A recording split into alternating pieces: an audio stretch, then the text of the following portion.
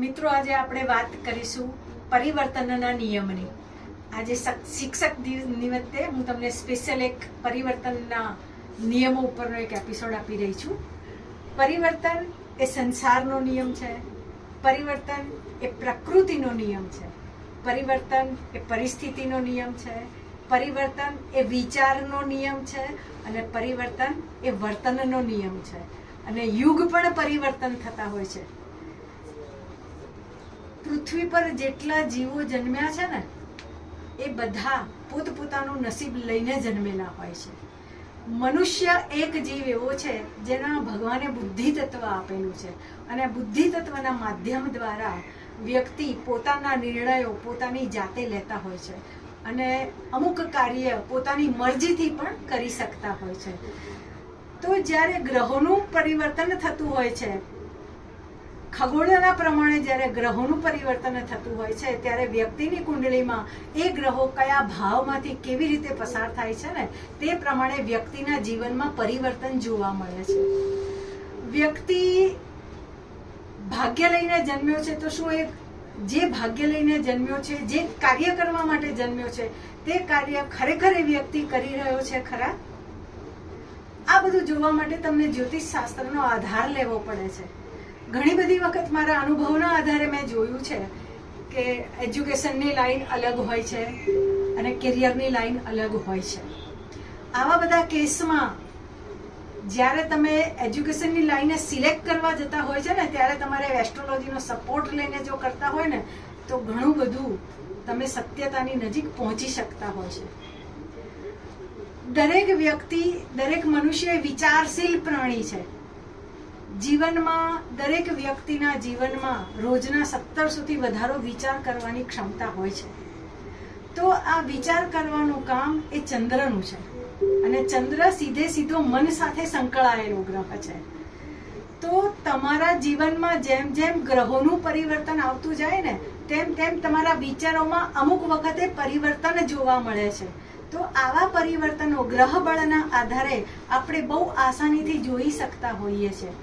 જ્યારે જ્યારે મોટા ગ્રહો એટલે કે લાંબા ગાળાના ગ્રહો જ્યારે રાશિ પરિવર્તન કરતા હોય ત્યારે વ્યક્તિની પર્ટિક્યુલર કુંડલીના આધારે એ શું પરિવર્તન આવશે તે ગ્રહોના આધારે ખૂબ આસાનીથી જોઈ શકાય છે। એવી જ રીતે મહાદશા અને અંતરદશાના માધ્યમ દ્વારા પણ પરિવર્તન ખૂબ આસાનીથી આપણે જોઈ શકતા હોઈએ છીએ। એ સાથે જ્યારે આપણને એમ થાય કે આ પ્રમાણે આપણને નવો વિચાર આવ્યો છે, આ વિચાર ઉપર વિચાર કરવાનો છે કે આ વિચાર મને આવ્યો છે, આની ઉપર મારે કામ કરવું છે, તો એ વિચારને તમારે બુદ્ધિને આપી દેવાનો। તો એ કોનું કામ છે? બુધનું છે। બુધ શું કામ કરે છે? પ્લાનિંગનું કામ કરે છે। બુધ શું કામ કરે છે? મેનેજમેન્ટનું કામ કરે છે। તો આ બુધનું કામ છે। વિચાર એ મનમાં જ આવે, બુદ્ધિમાં ના આવે। તો સારો વિચાર એની ઉપર જ્યારે આપણે કાર્ય કરવું હોય ને તો તમારે એ કામ બુદ્ધને સોંપી દેવું પડે। બુદ્ધિને સોંપી દીધા પછી બુદ્ધિ એની ઉપર પ્લાનિંગનું કામ કરશે અને એ પછી તમારે વ્યક્તિએ પોતાએ કાર્ય કરવાનું છે। આ કર્મનો નિયમ છે। કર્મ નહીં કરો ને ત્યાં સુધી કોઈ ગ્રહ તમને પરિણામ આપવાના નથી। તો જ્યારે તમે ગ્રહોનું પરિવર્તન થતું હોય છે ત્યારે બુદ્ધિ મનમાં આવેલો વિચાર તમે બુદ્ધિને સોંપો છો અને બુદ્ધિમાં આવેલા વિચાર પ્લાનિંગને તમે જ્યારે કર્મની થિયરીમાં એપ્લાય કરો છો ને ત્યારે સત્યતાની ખૂબ નજીક પહોંચી શકાય છે। જ્યારે જ્યારે કુંડલીમાં ચંદ્ર, બુધ અને શનિ કોઈને કોઈ રીતે કનેક્શનમાં હોય ને તે વ્યક્તિ કર્મઠ હોય છે। કોઈ પણ નવી પરિસ્થિતિને સ્વીકારવાની આ વ્યક્તિમાં તાકાત હોય છે। વિચારે રાખીને ખાલી એને રબ કરી નાખવો આ શનિ, બુધ અને ચંદ્રવાળાનું કામ નથી। જ્યારે શનિ, બુધ અને ચંદ્ર એકબીજાના કનેક્શનમાં કોઈ પણ રીતે યુતિ, પ્રતિયુતિ દ્રષ્ટિથી જ્યારે જોડાયેલા હોય છે ને ત્યારે એ વ્યક્તિ વિચારને અમલમાં મૂકે છે અને અમલમાં મૂકીને એની ઉપર કામ કરવાનો પ્રયત્ન કરતા હોય છે। મિત્રો, દરેકે દરેક પરિસ્થિતિનું પરિવર્તન આપણે યુગ પરિવર્તન પણ જોયો છે। અત્યારે યુગ પરિવર્તન છે, કળિયુગ ચાલે છે, પહેલા સતયુગ ચાલતો હતો। આવી રીતે યુગ પરિવર્તન પણ એ નિયમ છે કુદરતનો। તો તમારે પરિવર્તનને જ્યારે જ્યારે તમે સ્વીકારી લેશો ને ત્યારે તમારે જીવનમાં વ્યક્તિ પોતાની મરજીથી કામ કરવા માટે મનુષ્ય એક જ જીવ એવો છે જે સક્ષમ છે। આપણે કહીએ છીએ ઓ માય ગોડ, મારી કેવી કઠિન પરિસ્થિતિ છે, મારે શું થશે? તો આ ગોડ, GOD, ગોડ મતલબ G એટલે generator Brahmaji, O for operator Brahma Vishnu ભગવાન અને D ફોર ડિસ્ટ્રોયર મહાદેવ. આ સનાતન ધર્મના મુખ્ય 3 દેવ છે, બ્રહ્મા, વિષ્ણુ અને મહેશ. તો જ્યારે આપણે ભગવાનને શરણે જઈને અમુક કાર્ય કરવાનો પ્રયત્ન કરતા હોઈએ છીએ ને, ત્યારે પરિવર્તન, સંસ્કાર, ગ્રહોના પરિવર્તન પ્રમાણે પણ તમારે અમુક નિર્ણય જો જે વ્યક્તિ લઈ શકતા હોય છે ને, તે જીવનમાં વધારે સફળ જોવા મળે છે. ગ્રહોના પરિવર્તન છતાં પણ જે મનુષ્ય પોતાનું ડિસિઝન નથી બદલી શકતો, કાર્યમાં પરિવર્તન નથી કરી શકતો, તો ગમે તેવા સારા ગ્રહો પરિવર્તન થતા હોય, ગમે તેવી સારી મહાદશાનું પરિવર્તન હોય, છતાં પણ વિચારોમાં પરિવર્તન નહીં લાવવાથી, વર્તનમાં પરિવર્તન નહીં લાવવાથી અને કર્મમાં પરિવર્તન નહીં લાવવાથી જે તે પરિસ્થિતિમાં વ્યક્તિ ઘણી વખત આખી જિંદગી જોતો આપણે પરિસ્થિતિ એમની જોતા હોઈએ છીએ. તો મનુષ્ય પોતાની અમુક કાર્ય પોતાના નિર્ણય પ્રમાણે કરી શકવાની ક્ષમતા એ મનુષ્યમાં છે. ભગવાને એક તત્વ, બુદ્ધિ તત્વ મનુષ્યને આપી દીધેલું છે અને એ તત્વના આધારે વ્યક્તિ પોતાની ઈચ્છાથી, પોતાની મરજીથી, પોતાના નિર્ણયથી કામ કરવાની ક્ષમતા મનુષ્યના જીવનમાં છે.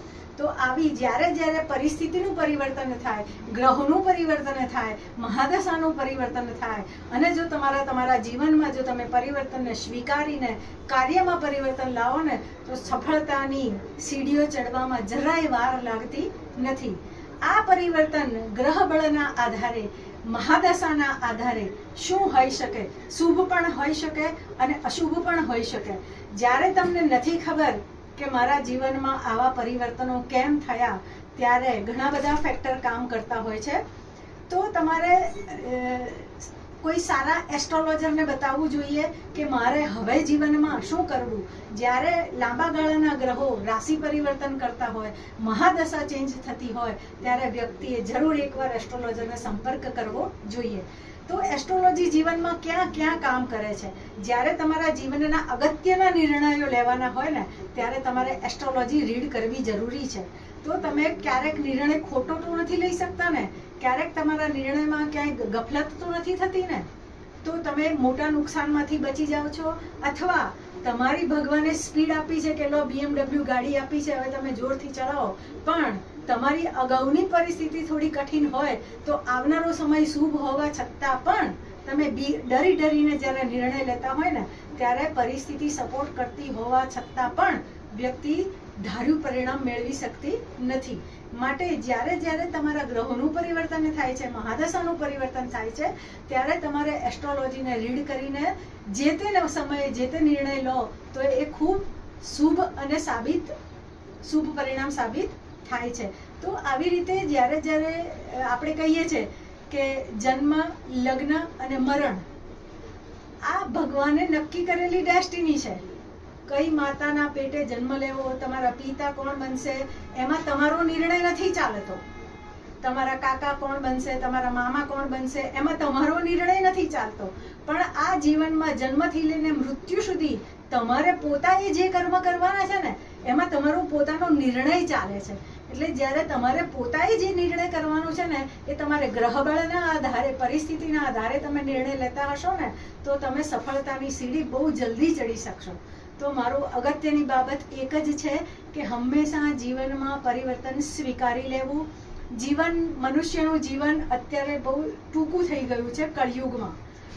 તો એવરેજ આપણે 80 વર્ષનું આયુષ્ય ગણીએ તો 80 વર્ષના આયુષ્યમાંથી તમારા 22 વર્ષ 21 વર્ષ તમારા ભણવામાં જાય. તો 22 થી લઈને 52 સુધી કે 62 સુધી તમે કાર્ય કરી શકો, તમને ગમતું કાર્ય, તમે ડિસિઝન મેકર બની શકો છો. આ ઉંમર દરમિયાન તો તમારે કઈ લાઈનમાં અભ્યાસ કરવો, નોકરી કરવી કે ધંધો કરવો, એ તમારો જાતનો ડિસિઝન છે. અને જ્યારે આમાં તમે ક્યાંક મિસમેચ થાય ગ્રહો અને તમે ખોટા ડિસિઝનો લો ને, તો ત્યારે તમને ઘણી બધી સ્ટ્રગલ કરવી પડતી હોય છે. બાકી જન્મથી લઈને મૃત્યુ સુધી આ વ્યક્તિના જીવનમાં બનતો ઘટનાક્રમ એ ગ્રહ બળના આધારે જ થતો હોય છે. અને એના આધારે જો નિર્ણય લેવામાં આવે ને, તો વ્યક્તિ સફળતાની સીડી ખૂબ સારી રીતે ચડી શકે છે. બાકી મૃત્યુ એ આ જીવનનું સનાતન સત્ય છે. તો આ વસ્તુને સ્વીકારીને મારી પાસે 22 થી લઈને 62 વર્ષ સુધીનો જે મારો કાર્ય કરવાનો ગાળો છે, એ ગાળા દરમિયાનમાં મારે કેવી રીતે કામ કરવું કે જેથી મારે સુખી થવાય, મારી ઈચ્છાઓ પૂર્તિ થાય અને મારા પરિવારને પણ હું સુખ આપી શકું અને પરિવારની ઈચ્છાઓને પણ હું પૂર્ણ કરી શકું. તો આવા નિર્ણયો તમે ગ્રહબળના આધારે જ્યારે લેતા હોય ને, તો એ સફળતામાં તમને સક્સેસ ચોક્કસ અને ચોક્કસ જ મળે છે. જય મહાદેવ.